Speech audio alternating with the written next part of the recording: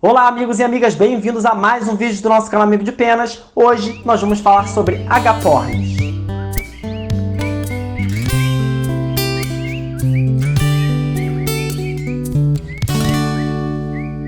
Agapornis em grego significa pássaro do amor, mas muitas vezes o seu temperamento não faz jus ao seu nome. Apesar de serem muito carinhosos com seus pares, porque também são monogâmicos, e serem muito carinhosos com seus donos, os agapornis são aves territorialistas, então não é incomum surgirem brigas entre agapornis e outras aves.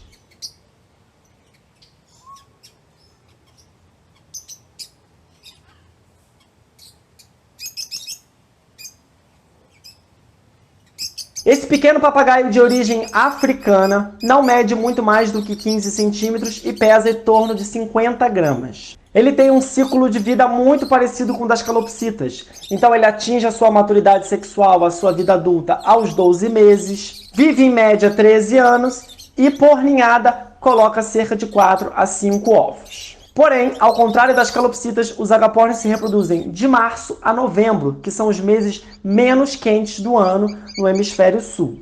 Também, ao contrário de muitos outros psitacídeos, os agapornis não são capazes de reproduzir notas musicais. Tem uma exceção ou outra, mas no geral eles só emitem uns gritinhos característicos da espécie.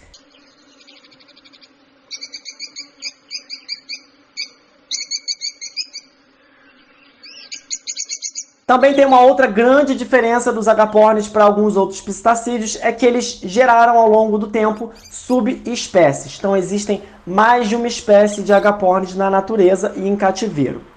Eu consegui descobrir 9, mas quem for expert em agapornis, se souber mais de 9 espécies de agapornis, é só escrever para mim aqui embaixo, tá?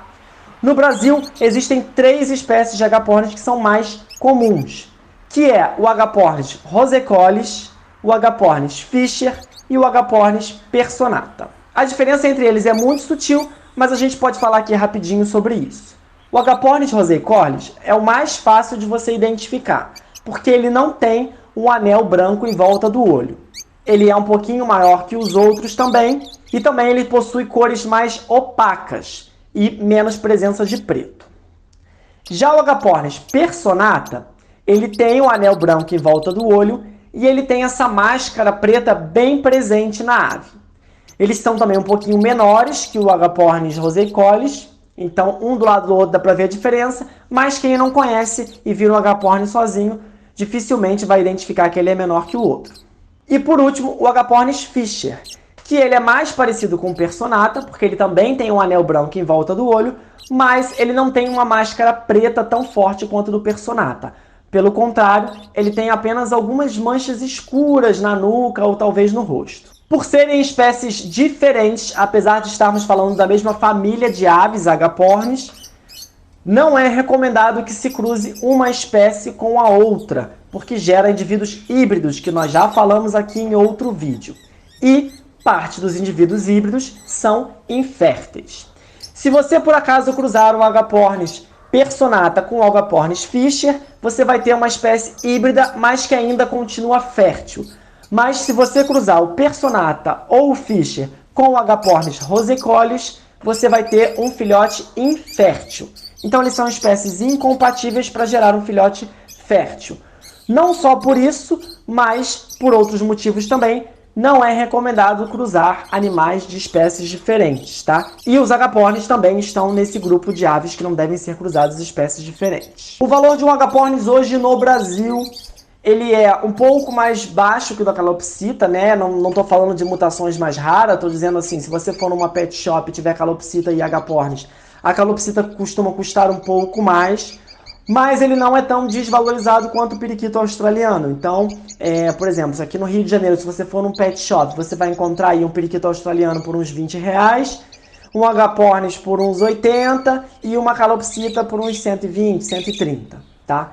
Então fica mais ou menos essa proporção. Claro que as mutações mais raras custam muito mais. Agapornis tem fulvo, tem turquesa, aí eu não sei o preço das mutações também, porque eu não conheço muito de agapornis, mas de uma maneira geral, os mais simples, eles ficam aí nessa média de valor. A história do agapornis aqui no Brasil é uma história meio confusa, porque o agapornis ele vinha sendo criado, assim como a calopsita, como um animal doméstico, uma ave doméstica. E aí, um belo dia, em meados de 2012, 2013, criaram uma lei que o agapornis, na verdade, era uma ave exótica. Como assim? Geralmente esse movimento é o contrário. Um animal, ele entra, digamos, falando de Brasil, a ave vem da África para o Brasil, é uma ave que só um criador tem, então é um animal exótico. E aí, para prevenir o tráfico internacional de aves, tem um controle desse animal. Então todos os animais são anilhados, tem nota fiscal para você saber para onde estão indo esses animais.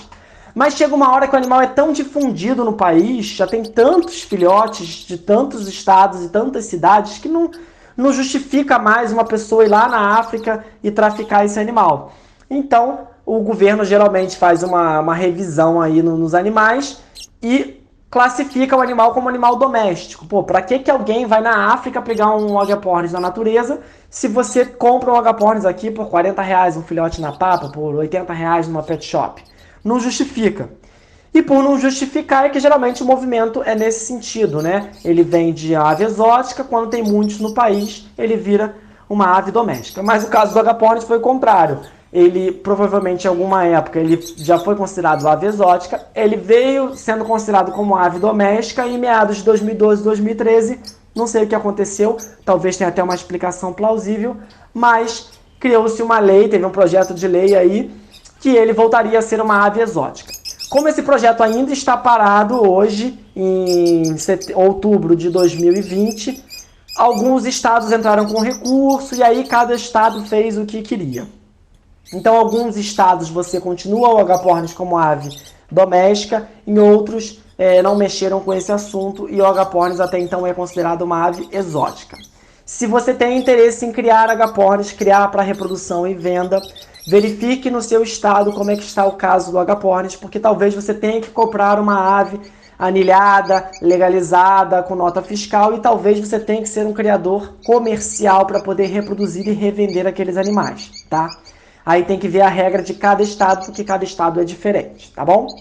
Espero que vocês tenham gostado do vídeo de hoje. Se você já é inscrito, comenta aqui embaixo se você gosta, se você tem agapornis. Se você ainda não é inscrito, está chegando agora, pode se inscrever, ativa o sino das notificações para você não perder nenhum vídeo, que eu dou dicas não só de calopsitas, mas também falo um pouquinho sobre outras aves, tá bom? Muito obrigado e até a próxima!